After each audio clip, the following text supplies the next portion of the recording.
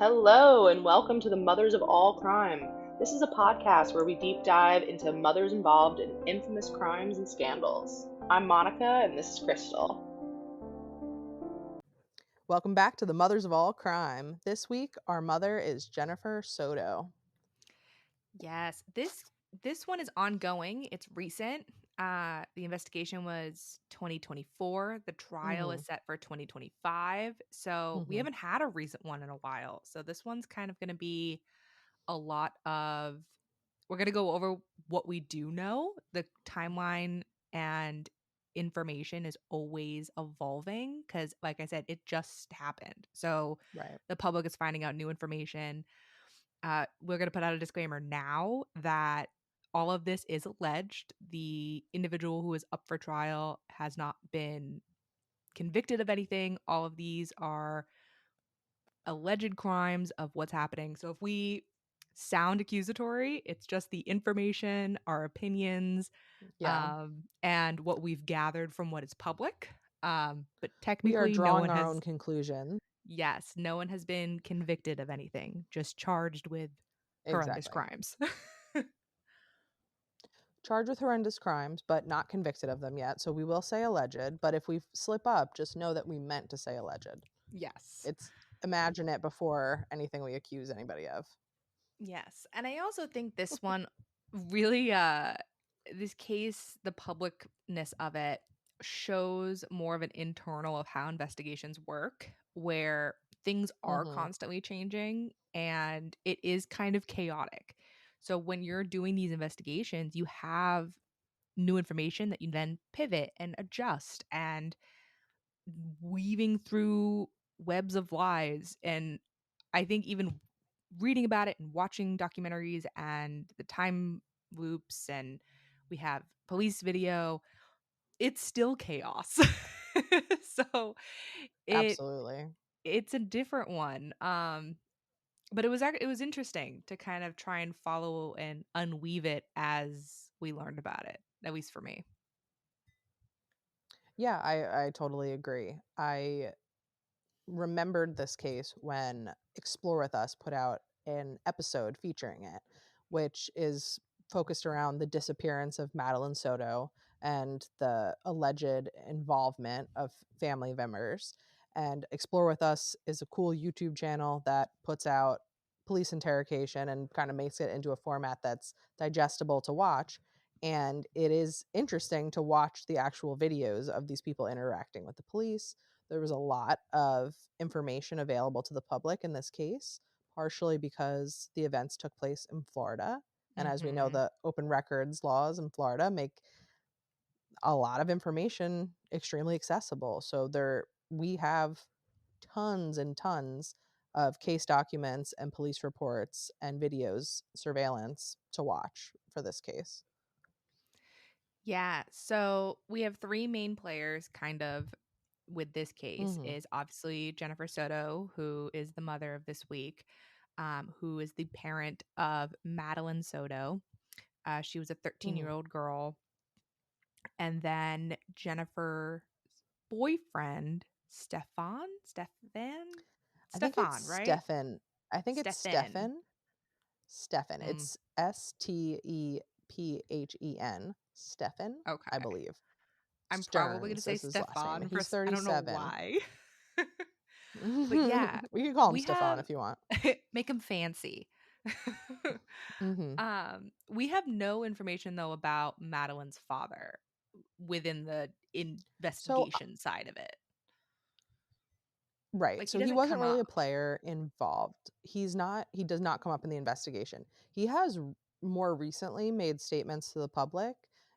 What I was able to gather, because I was trying to Google this today to find out more about him, I thought it was a little odd that he wasn't featured in anything that I had seen or any of the news coverage or so I looked it up, and apparently he lives thousands of miles away with his second wife, and he just wasn't that involved. Mhm. He had seen her in October of 2023, and she went Okay. missing in February of 2024. So I wouldn't call him involved, but he wasn't absent, I guess. She knew him, but they did not see each other on a regular basis. Gotcha. Okay. Well, Mm-hmm. the day we have February of 2024, Madeline turned 13. She had her birthday party, and that's kind of where the chaos and it all starts. So her birthday party was February 25th, 2024. Yes. So there's confirmed sightings of her. She definitely was seen at that time at that party by multiple people. Mm-hmm. And that really was the last time that anyone saw her. And on Monday is when the report went into the police that she was missing. Yeah. At 8 p.m. on February 26, 2024, Jennifer, her mother, called the cops for like the third time because they had called before to report her missing within a couple of hours. And there was apparently another child that was missing as well in that area, and resources were scarce. And there was some confusion and miscommunication about that. So I think that there was some delay, but essentially she was reported missing at 8 p.m. and she's a minor. So it seems like something that's pretty serious. Her Absolutely. her yeah. And because Her it was, mother had gone to pick her up from school and she wasn't there. right. And I think when you first hear about like the mom had to call multiple times to get a deputy to show up to take this report is like a little troubling. And then you learn that there were multiple crimes, all like violent crimes happening. There was another missing girl who was reported earlier that day. So there was a lot of things happening all at once. And then you have that miscommunication you mentioned of like they kind of just thought it was the same girl that someone else was reporting. Mm-hmm.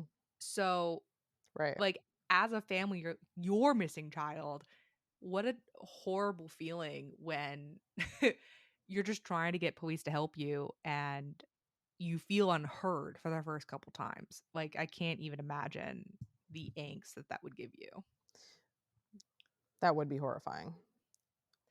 But the But like, police do get involved and mhm. oh, I'm sorry.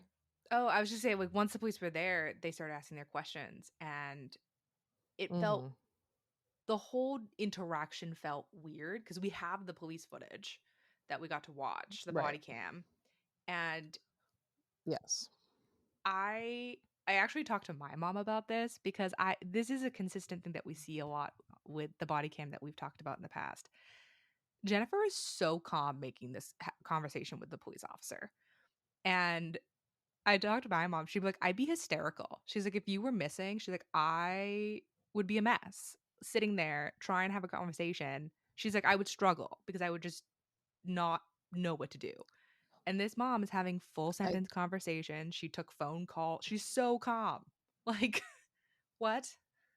sh- she is very calm. She is not hysterical. And I know that there are obviously multiple ways that someone could react in a situation of stress. Like some people shut down, some people freak out, some people remain calm until the crisis has passed and then they fall apart.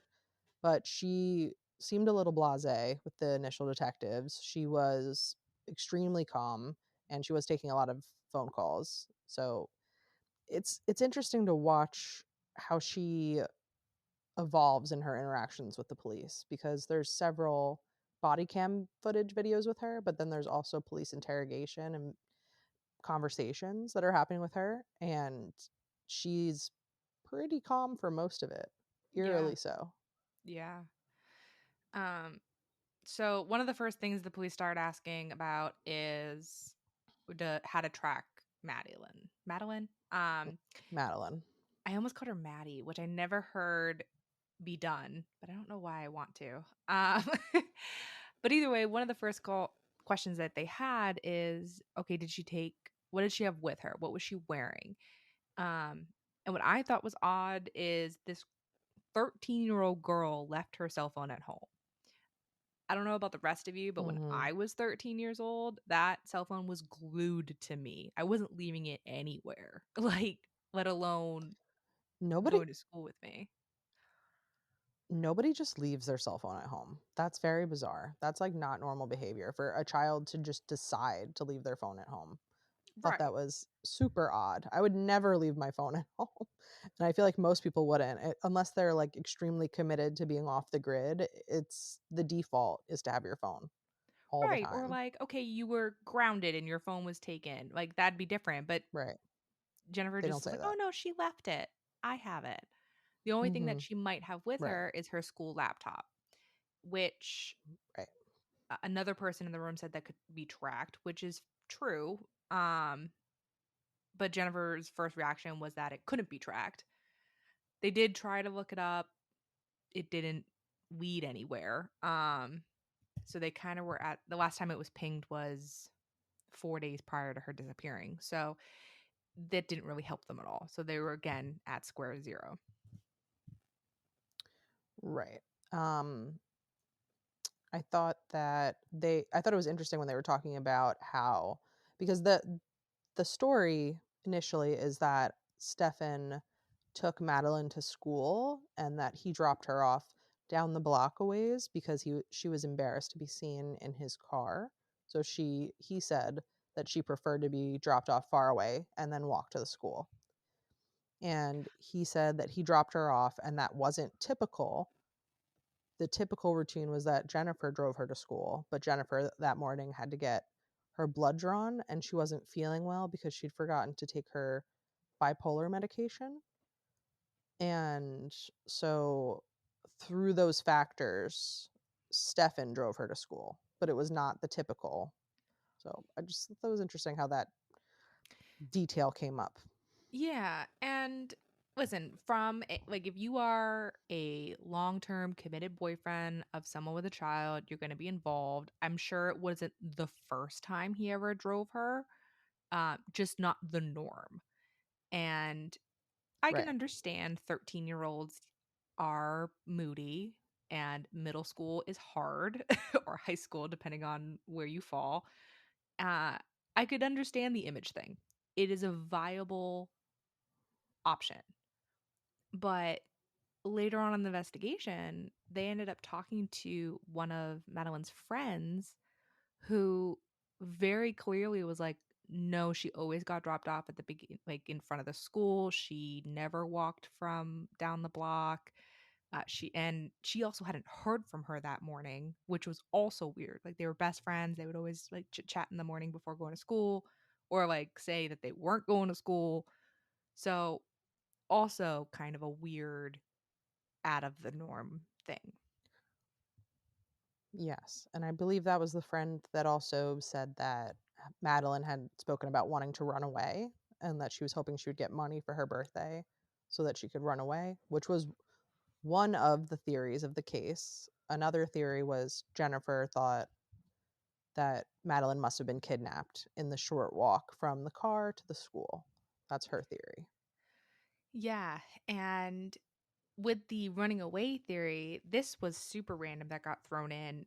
Jennifer offered the idea that Madeline was like living in the woods, which I feel there was only a quick moment of it I found because she was talking She had a about lot of a World ideas. War III happening, and it seems like Jennifer definitely was one Mm-hmm. of those like on Facebook you have those pictures and the crazy titles, but when you click on it, it's not actually anything related. She feels to me Mm-hmm. like one of those people that just reads a headline and goes, "Yep, that," and dives into the fear mongering that is the media. And Right. I think push that onto her daughter. So that's also, I think, why she was like, "Oh, I mean, it's an option." Also, a weirdly calm when she was like, "Well, she could be in the woods, but I think she's kidnapped." What? Yeah. Okay. So your your teenage daughter, instead of going to school when she'd been dropped off down the block from school, has decided to go live in the woods without her phone. No sense. That seems like personality types that would have been apparent to someone else if she was the kind of person wanting to do that. But regardless, it's a theory. Um, and then there seem to be some discrepancies about where Stefan actually lives. He claimed that he did not live with Jennifer and Madeline full time, that he split his time between Jennifer's house that she had with two roommates and Madeline and with his parents' house. but it doesn't really seem to be the case. It seemed like he lived there full time. So I don't know what the point of that story was on his end. Yeah, it definitely felt odd. I do think he went back to his parents' house every once in a while, but definitely not regular. Like it didn't seem like he actually split the time. I think he wanted the idea of I take care of my parents, and it seems like he relied on his parents. It doesn't seem like he really had his shit together. So that might be Definitely. he was going back because he had to, because his parents were still taking care of a grown ass man. Because it didn't seem like he had any kind of serious income that I could find, like career wise. Yeah, I mean, definitely has major loser vibes. And the living situation, to me, it's a little bit odd. I understand that the cost of living is absolutely insane right now, and that it's not always realistic to have your own house and your own room for like each kid. But Jennifer has one kid and they're living with roommates in a house in Kissimmee. And in that house, uh, Jennifer has a bedroom, but Madeline is in like a fake bedroom that was made with a divider in the living room. And I just feel like it's a strange living situation to then also invite the boyfriend to join them in. It's a lot of adults living in the house with Madeline. And I wonder why we wouldn't just get like a 2-bedroom apartment. Right. And I agree, like rents are high, cost of living is high, but they also brought up the fact that not only was the living arrangements odd, the sleeping arrangements were quite odd. Um, Mm-hmm. where they would kind of change, right? So there were times where, like you meant, Madeline had her separate space and her mom had the formal room.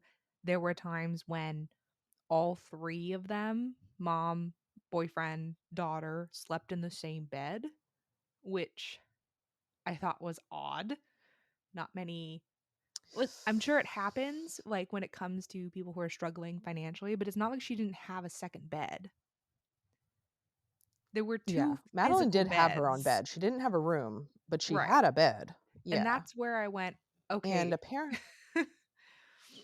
Go ahead. yeah, odd, odd. But then then Jennifer says that when she really needs a good night's sleep, she will sometimes have them, meaning Madeline and Stefan, sleep in a bed together while she sleeps alone so that she can get a good night's rest. And she referred to them as sleepovers between Madeline and Stefan, Which which, chills down my yeah, spine. Like, exactly. I was like, oh no, oh no. and I listen, I understand Oh, wanting a good night's sleep. I get it. But then, like, send your boyfriend home to his quote other house, his real house. Like, and also part of being an adult, like, you're not going to get a great sleep every night. I'm sorry. Get over it.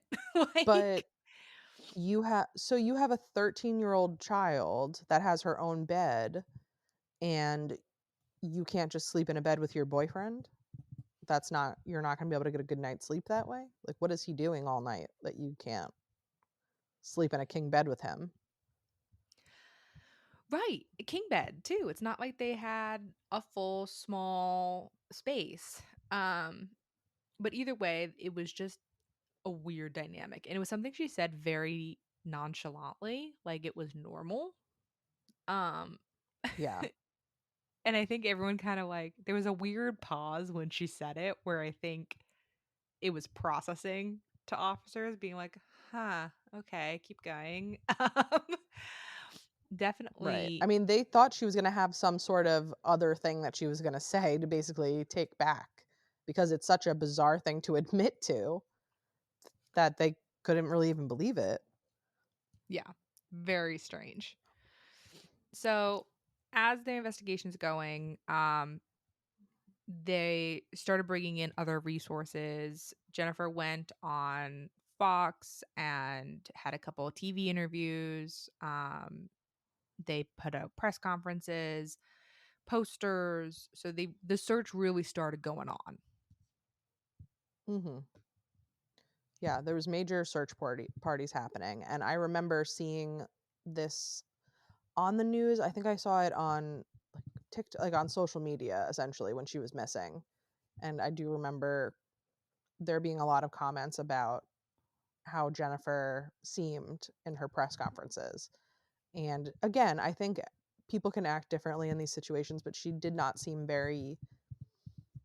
she seemed very flat, I guess I would say, in the interviews. Yeah. And I could see how, like, if you are in some kind of like flight or fight response, there is that third option of just freezing.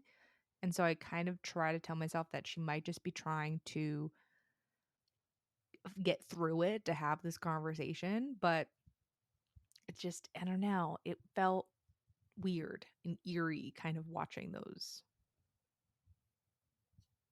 Yeah, I definitely agree. I think that a lot of the timelines and the stories that were initially told to the police were kind of starting to fall apart, and details are being added as the search continues. They're finding witnesses. They're finding people who saw the car. They're finding surveillance cameras that saw the car during the day. And Stefan had he kept forgetting details and where he was that day, which is really, inconvenient. I hate when that happened. And Mm-hmm. initially Jennifer had said that she saw Stefan and she saw Madeline in the morning, and then she changes the story to, I just thought that I saw them, but I didn't actually see them. Which, yeah. Right. Because so when the original officers took that complaint, they're like, okay, what was she wearing? And Stephen, whatever his name is, gave a Stefan. description, said she was wearing dark pants, and Jennifer actually corrected him that she was in shorts, black shorts. And then she wrote this statement saying that she saw them and interacted with them, and then following forward, then she's saying, I just assumed that it. So if you were so confident in the beginning that you're correcting what she was wearing, but now you didn't see her at all, it doesn't make any sense. Yes, exactly. It doesn't make sense. And then there was a surveillance camera of the car. Instead of going towards the school, it was going towards their house. And the police kept confronting Stefan and Jennifer with these new pieces of information that they're finding. And Stefan gave a story of how he couldn't find his clicker. He had left it at home, the thing that gets you in the gate, and that he had to stop at the gate to ask someone to let him in. And then that person at the gate said that he saw him and his clicker, and that there was a girl slumped over in the car asleep in Stefan's car, and described his car. Mm-hmm. So once again, the timeline doesn't make sense. And then Stefan is saying that he went to a vape store twice, once when it wasn't open, and then an hour later when it was open. And again, this doesn't really seem to be consistent with what they're finding via witnesses and surveillance cameras. Yeah, and like people seem to forget that in this date and time, there are cameras everywhere. Just because you don't see the Right. cameras, don't mean they're not there. And they were tracking his car through surveillance, and he did start having conversations about that, like she would sleep in the car while they were going places, and again she was slumped over, so clearly she was sleeping. Which, why is she coming Right. back with you with the Yeah. clicker? You would have dropped her at school already. So it, yeah. Um, there's surveillance video of him going to a storage facility and putting something in a dumpster. And this is when they confront Jennifer with this information, she says that it's suspicious and that she thinks it's very strange that he went to a storage facility and that he was putting something in a dumpster. But at the same time, the police know and confront her that Jennifer had told Stefan's dad to get him a lawyer. That blew my mind.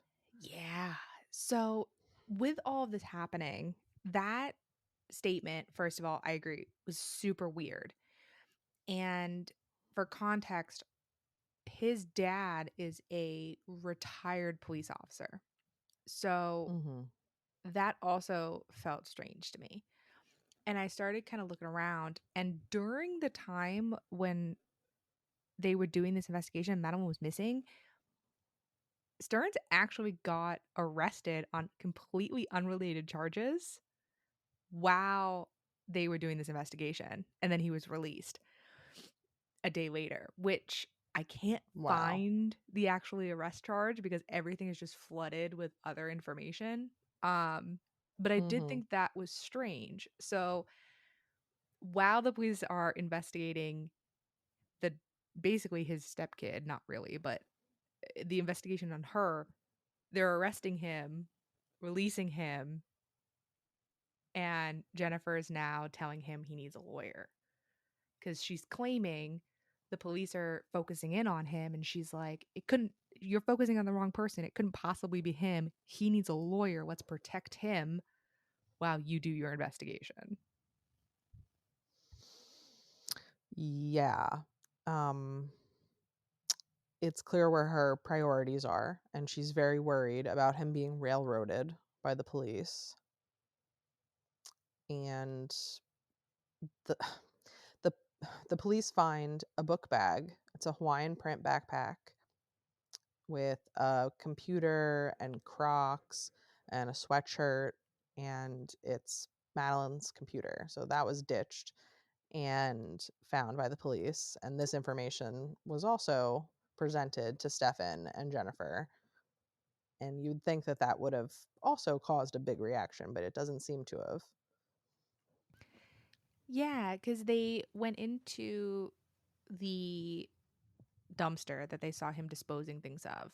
And he claims he had a flat tire, which they also found in that same dumpster. And during one of his interviews, they're like, "Oh, what happened to your hands?" Because he had scratches on his hands and cuts and stuff. And he, again, well, I had this flat tire. I had to change it. Haven't done it in a long time. They're like, "Oh, well, you would have got dirty then, right?" They're like, "What were you wearing?" "Oh, the same outfit, not dirty." Um, And again, just that nonchalant, can't really remember. Well, where'd you get the flat tire? Oh, somewhere around here. Like he never had specific answers for pretty much any question. And any specifics he did give changed once he was kind of pressed on it a little bit. Yes. It's almost like he didn't think through what he was going to say, which if you were telling the truth, you wouldn't need to. But if you're lying, which I'm not accusing anyone of, um, then you'd have to really be consistent with your story and memorize it almost. But when Mm-hmm. you're confronted with new information, it's hard to do that. And Stefan was very resistant to handing over his phone. He did not want to do that, but he did. And the police searched his phone and uncovered new horrifying details, which are honestly kind of hard to even talk about. But Yeah. it's I important to the case. I think he originally handed over his phone not thinking about it because after they had it is when his panic really started setting in. Um, Mm-hmm. and because he knew once you hand over your phone to the police, they're going to go through it. They're going to go through everything, the apps, the photos, the emails, the accounts. They're going to go through your entire phone. And during that forensic search, there were photos that got found of him doing acts and participating in acts with Madeline of a sexual nature. And there were Extremely graphic sexual nature. no, this way or that way about it. And in the pictures, she was estimated to be about 11 years old. Yeah, and there were hundreds of them. And I even found reports of them being as young as 8 years old up until basically the present time. And these are sexual Right. photos of her being awake, of her not being awake, and then they never had his face in it, but they later were able to match I think it was a birthmark on his genitalia to some of the photos that were in there. Again, just kind of confirming what was there. Which Right. Which, of course, prompted them to search the house again and do, put forensic lights on Madeline's bed and read her journals. And there's additional evidence that they found in those places, which obviously is horrifying and kind of damning information to come out. And the only person that seems to disagree with that initially is Jennifer, because when the police confront her with this information, she's in pretty much complete denial about it. There's a video of her saying that she needs to see the evidence. Well, I guess it's a phone call that's recorded, that she needs to see the evidence. She doesn't know if she wants to press charges. Like, this doesn't mean that he got rid of her. What would be the motive? Maybe the sex things happen, but what if that's just like a side thing and it's a distraction? It's quite a trip she takes. Yeah, absolutely. Because, I mean, Madeline's notebook had these really graphic descriptions of sexual acts that a 13-year-old should not be aware of. And when those things kind of came out, in addition to the evidence on the sheets and the photos, he was arrested without really, from anything I see, without any hesitation. And when you watch her being confronted later about it in person and the video listening to it, she not once, at least that we got to hear, was like, oh my God, I can't believe that happened to my child. I was upset. It was all defending him. I want to see proof. Prove to me that he did this to her. Okay, got proof.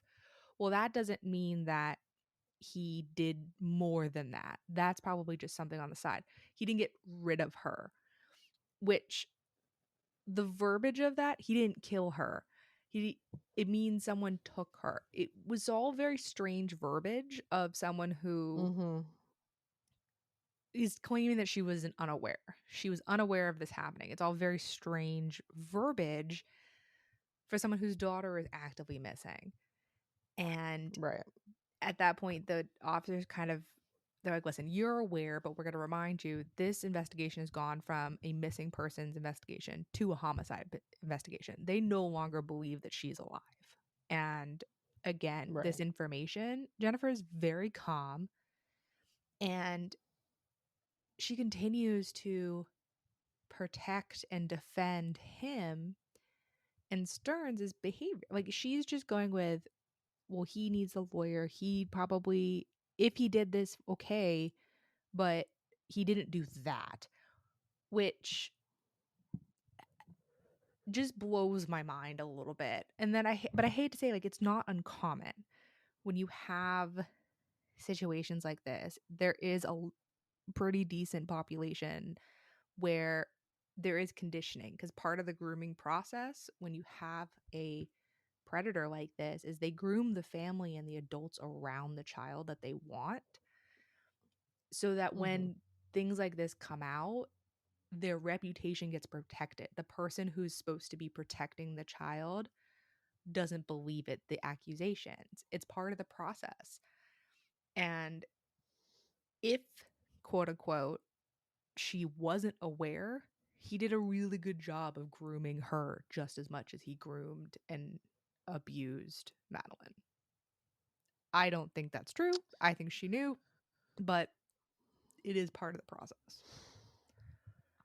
I think that when we say that we think that she knew, that could mean a couple of different things, because I think that it's hard to say at what point she knew, but I do think that she doesn't seem to be blown away completely at the idea of this, and also it doesn't seem that far outside the reach of what could possibly happen, which I think most people, if they had no suspicion at all, this would be kind of an earth-shattering moment.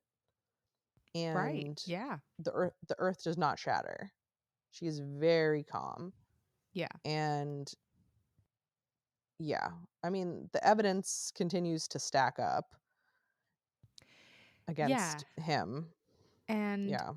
while this conversation is happening, one thing that I thought was interesting is the officers start to push Jennifer again of they there was one specific officer who makes it very clear. He's like, I think you knew. He's like, this is my Mhm. opinion. He's like, this is just my thoughts. He's like, I think you knew. I think you found out at some point. Um, and you chose to protect him and not your child, which I stand by him. I think with the evidence that's coming in, with the volunteered information of you knowing your adult partner is having quote sleepovers with your child, that should be a red flag. Um, Y- which Yeah. again, yeah, here's our full circle. But what then he started to do, which I thought was interesting, was he started asking Jennifer what her theories are on what happened to her. And this is where I started getting this feeling of like, oh, ew, nope, something's wrong. Because she started giving, oh, well, I've heard a lot of theories. Let me tell you my theories. And she starts going off on all these different possibilities that happened. And she goes with, oh, Stearns had access to like benzos and Lunesta medications. Maybe he drugged her, but he couldn't have killed her in the house because that would have made a mess unless he choked her. And like all of these different scenarios. And listen, I'm the first one to admit, anyone who listens to us knows I have on more than one occasion been like, if I were to murder someone, I would do this. Like, but I'm also For not being sure. interrogated by a police officer. N- Never in a million years would I sit in front of a cop during a homicide investigation and be like, well, if it was me, what? Like, like I literally Right. had to stop Yeah. the tape and I was like, I couldn't believe how casual she was saying, here's all of these things that could have been used that Stearns has access to, that she also has access to. Very specific information. Hmm. Yeah. That's true. It's almost like someone knows exactly what happened. Mm-hmm. And then it goes to, oh, well, if I was going to hide a body, I'd go to Lake Toho because, that's where I would do it. Again, saying this to a police officer about where her missing, possibly murdered child is. Right. And this is after the backpack has been discovered, after she's seen actual pictures of her boyfriend abusing her daughter. This is still the way she's talking about this and how seriously she seems to be taking it. Yeah, Yeah. it's crazy. And during this, very soon after, a witness calls in a tip and refers the officers to Hickory Tree Road in St. Cloud, Mm-hmm. which has Mm-hmm. a private property that gates block from the public road. The the community is very aware of this investigation and people were really invested. So it was no surprise that the owner gave permission for their property to be searched without, again, they very seemed very willing. They were very open to having the officers come on. At which Mm-hmm. time Madeline's body was found. She was found wearing a sweatshirt and blue jeans with clean socks. So that kind of told the officers that she had been placed there. She didn't walk there willingly. It was covered in either hay or long grass or a mixture of the two. Right. And she'd only been missing for about, I think it was like 4.5 days when she was Yeah. found.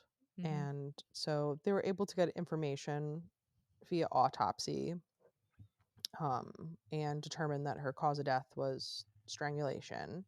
They could not pinpoint an exact time of death, but it seems like she passed away either on the night of her birthday party on the 25th or very early on the morning of the 26th. Yeah. And again, the time of deaths are always hard, particularly when you're out in the elements, but it was a very short window, right? So it's not like Mm-hmm. we had this long time frame. Um, and as this is all happening, obviously they're still investigating.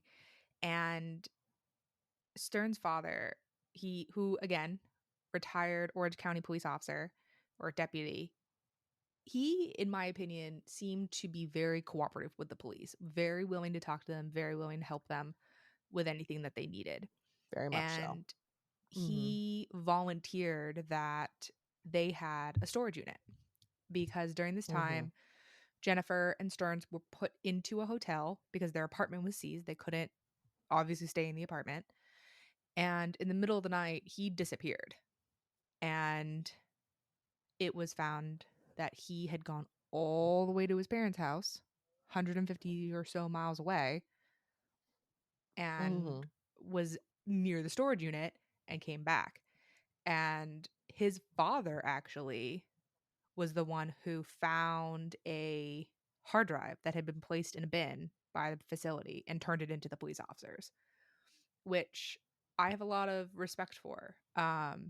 I think he was aware of what his son was capable of at this point, and Yeah. he really stuck to his morals and his grounds of being a officer of this is evidence, this is something that might provide information, I'm going to do the right thing. So I have a lot of credit for him.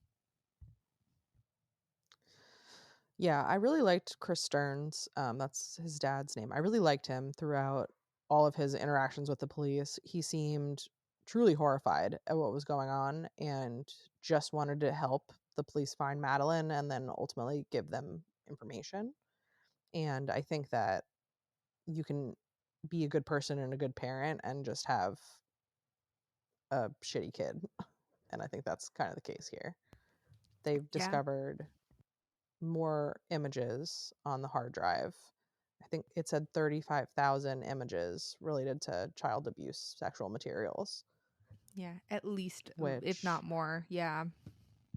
mhm, And I think you're which you'll right be when you, charged with all of that. oh, 100%, as you should be. Yeah, absolutely, Um, absolutely.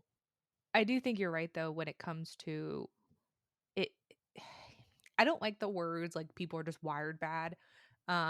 But in layman's terms, it really kind of shows that just because you have good parents and you're raised in a good house doesn't mean that you aren't going to have issues.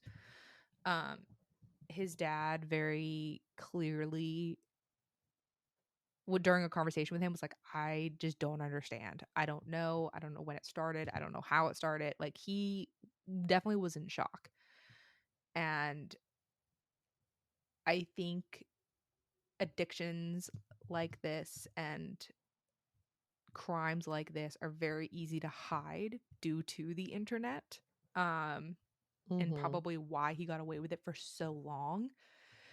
And it very well could have just been escalation where he started off just with the images, and these types of offenders collect and they trade. So he probably had collected different photos over the years, traded with other people online, and then it grew to now he has access to this child who is within his quote preference, and he started acting on his internal thoughts.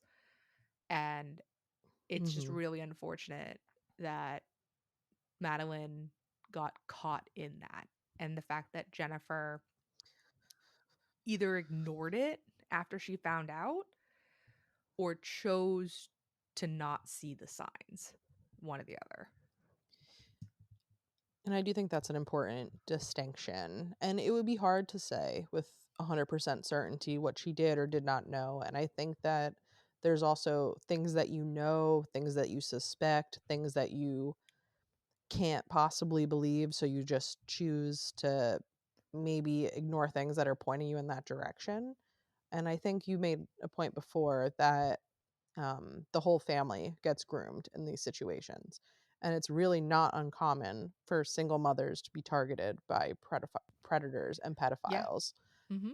because it gives you access that you would not normally have to kids and a reason to be around them that you would not normally have.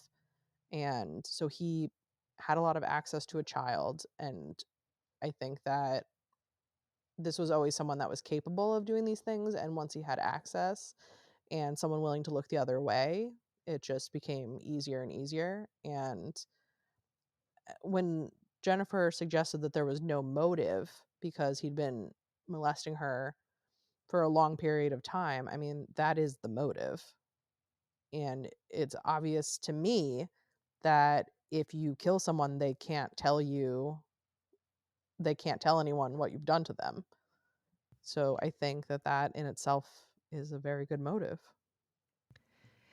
Yeah, and one of the stages of grooming is in relation to threats. It's how to maintain control over your victims. And Mm-hmm. possibly another way that grooming can be used as giving the child some kind of drugs or alcohol or sedative with or without their knowledge, which sparked for me because we had Jennifer mentioning two very specific drugs and her explaining to the officers that both of them basically knock you out. Mm-hmm. So she's giving this information, and one of the very common things with grooming techniques is giving them drugs to make them more compliant. Yeah, So we have another piece of the puzzle definitely. of my opinion that she was aware, because those aren't over the counter medications either. Right. So I I think that they were, his medications that were prescribed or that he obtained in some kind of way. But I agree, and I think that but it would be hard to say that she knew ahead of time or if maybe he confessed afterwards and that she still chose to protect him. I think either way it's pretty despicable, obviously. But I think that so Stefan has been charged with 13 counts of sexual battery, 7 counts of lewd molestation, unlawful possession of obscene material, and first-degree capital murder. So he's been charged with these things. Jennifer has not been charged with anything, which I was Blows my mind. surprised about. Very surprised about. And I tried to look into the laws in Florida, and in my understanding, it seems like she's at least been negligent, but it looks like maybe she could only be charged with misdemeanors, and maybe that's not worth it if she's going to cooperate and if she's going to testify. That's where But ah, I yeah. get I get weird about it, because in Mhm. addition to those ones that you mentioned, he had 60 total charges put against him by the state's attorney. Mhm. And a lot of those are in relation to the child sexual abuse. Um, the first degree murder, they are adding the death penalty on there.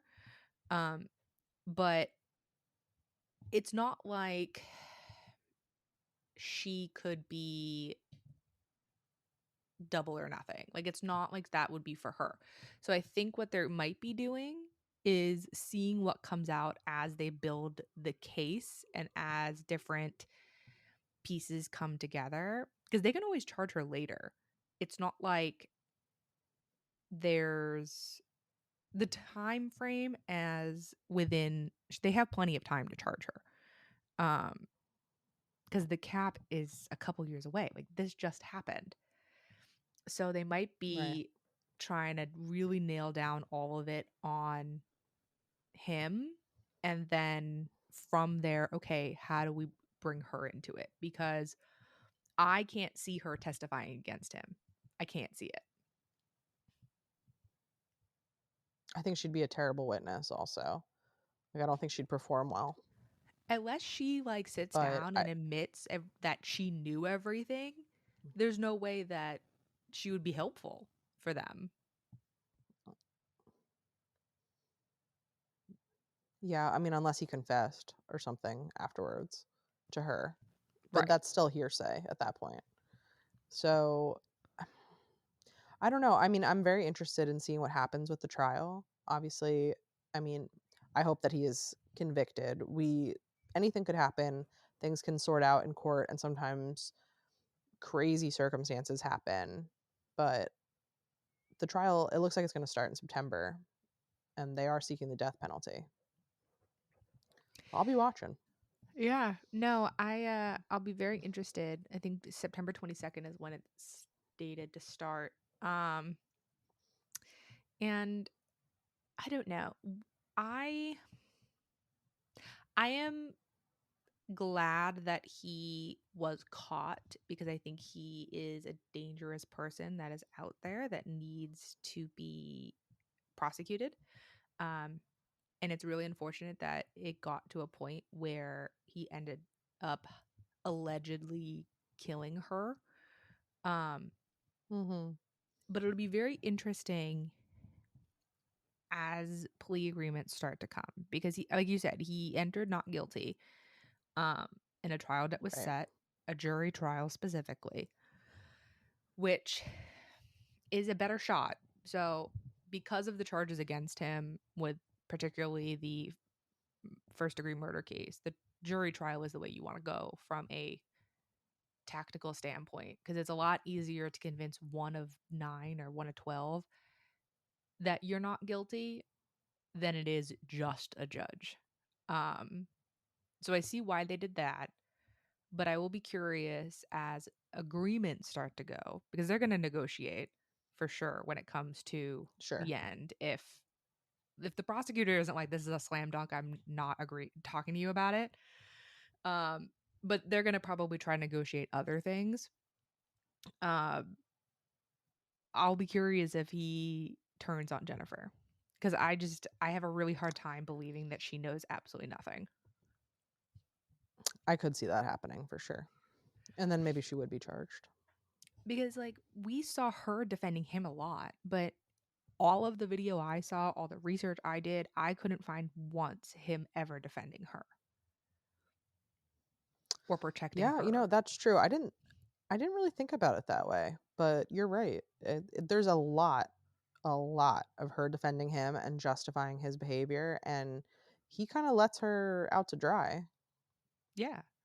So, because he even a couple times was like, I don't know, maybe she was home, maybe she wasn't, who knows?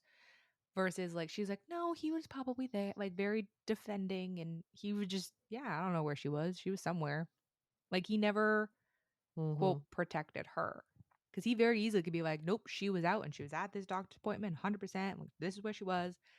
Nope, I don't know. So I could see him wanting to do something because these charges, when he does get to jail, he's going to have a hard time. He's going to have a really Oh hard yeah. time. I mean, it's going to be tough when he's convicted and everyone knows. But I'm sure because he's being held without Oh, bail right yeah. now. So I'm sure People, he's already having a I time. guarantee you he's probably already in protective custody um, because these charges don't mull over well in jail, in prison, with officers, with inmates.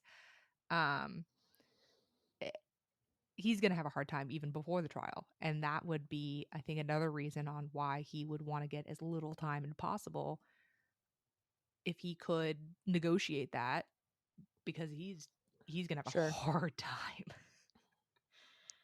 But I think even if he somehow got acquitted of the murder charges, he would end up doing a lot of time for the child pornography. It's Yeah. just so many counts. So, Yeah. and that And is more of a slam dunk for sure. right, you're not getting out of that. Not with almost Yeah. 40,000 images. And I mean, his own father turned him in also. right, It doesn't look good. right. And I could see his dad very he wouldn't do it happily, but I think he would get up on that stand and be like, this is what I think, this is what I see, this is why I'm disappointed. Like, I don't think he would defend him at all. Nor Me should either. he. Nor should he. But Right. it Yeah, isn't. absolutely. We've seen so many times of parents protecting their children when they shouldn't, or justifying their actions. And I have a lot of credit for him where he just, I don't know what happened. He did this terrible thing, hypothetically. Um, and how can I help? Because I think he looks at, like, he's looking at Madeline. He's looking at this little girl that lost her life at 13 and was abused for, we know, at least a couple years.